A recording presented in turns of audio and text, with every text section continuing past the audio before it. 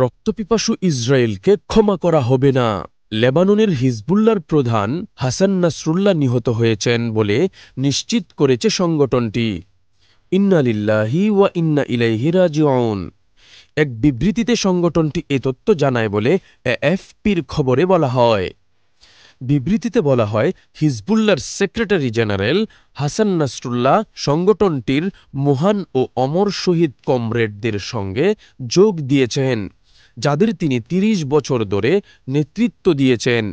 এর আগে এক এক্স বার্তায় ইসরায়েলের সামরিক বাহিনীর পক্ষ থেকে লেবানন ভিত্তিক শিয়া ইসলামপন্থী রাজনৈতিক দল ও সশস্ত্র সংগঠনের নেতা হাসান নাসরুল্লাহ নিহত হয়েছেন বলে দাবি করা হয়েছিল।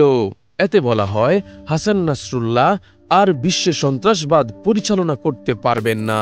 রাজধানী বৈরুত সহ লেবাননের বিভিন্ন জায়গায় গতকাল শুক্রবার রাতভর বিমান হামলা চালায় ইসরায়েল।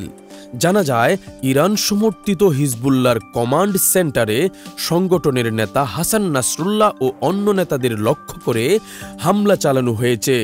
এরপরই হাসান নাসরুল্লাহ নিহত হওয়ার খবর জানানো হয়। তবে হামলায় হাসান নাসরুল্লাহর ভাগ্যে কি ঘটেছে তাৎক্ষণিকভাবে হিজবুল্লাহ আনুষ্ঠানিক কিছু জানায়নি, কোনো বিবৃতি দেয়নি। হাসান নাসরুল্লাহ ১৯৬০ সালে বৈরুতের পূর্বাঞ্চলীয় উপকণ্ঠের বুর্জ হামুদ এলাকায় জন্মগ্রহণ করেন ও সেখানেই বেড়ে ওঠেন। বাবা আব্দুল করিম ছিলেন একজন সাধারণ সবজি বিক্রেতা।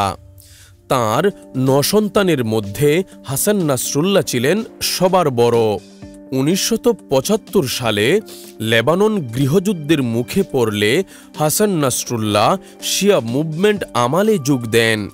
পরে ১৯৮২ সালে আরও কয়েকজনের সঙ্গে দলটি থেকে বেরিয়ে যান তিনি। ১৯৮৫ সালে আনুষ্ঠানিকভাবে নিজেদের প্রতিষ্ঠার কথা জানায় হিজবুল্লাহ। তাতে যোগ দেন হাসান নাসরুল্লাহ। হিজবুল্লাহ শুরু থেকেই যুক্তরাষ্ট্র ও তৎকালীন সোভিয়েত ইউনিয়নকে চিহ্নিত করে ইসলামের প্রধান দুই শত্রু হিসেবে। সেই সঙ্গে ইহুদি রাষ্ট্র ইসরায়েলকেও ধ্বংস করার ডাক দেয় তারা। দেশটিকে আখ্যায়িত করে মুসলিমদের ভূমি দখলকারী হিসাবে।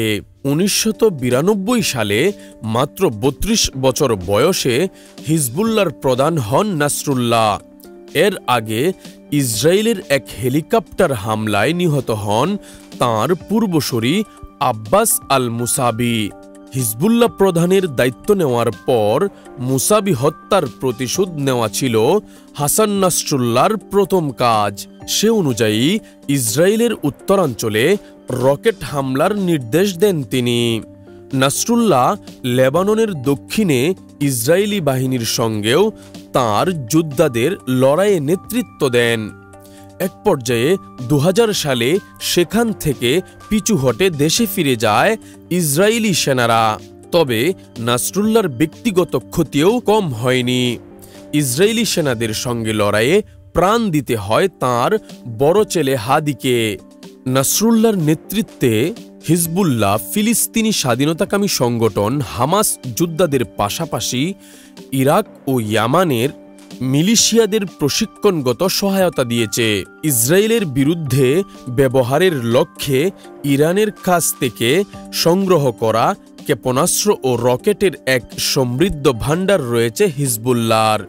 দখলকৃত লেবাননি ভূখণ্ড থেকে ইসরায়েলি সেনাদের তাড়াতে প্রথমে একটি মিলিশিয়া দল হিসাবে গড়ে উঠেছিল হিজবুল্লাহ।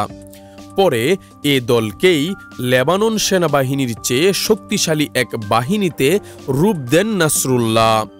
সংগঠনটি এখন দেশের রাজনীতিতেও উল্লেখযোগ্য প্রভাব বিস্তারকারী একটি শক্তি। সর্বশেষ হিজবুল্লাহ ইসরায়েল উত্তেজনা বেড়ে যায় গত বছরের ৮ই অক্টোবর থেকে। ওই দিন ইসরায়েলের দক্ষিণাঞ্চলে হামাসের রকেট হামলার জের ধরে গাজায় নজিরবিহীন তাণ্ডব শুরু করে ইসরায়েল।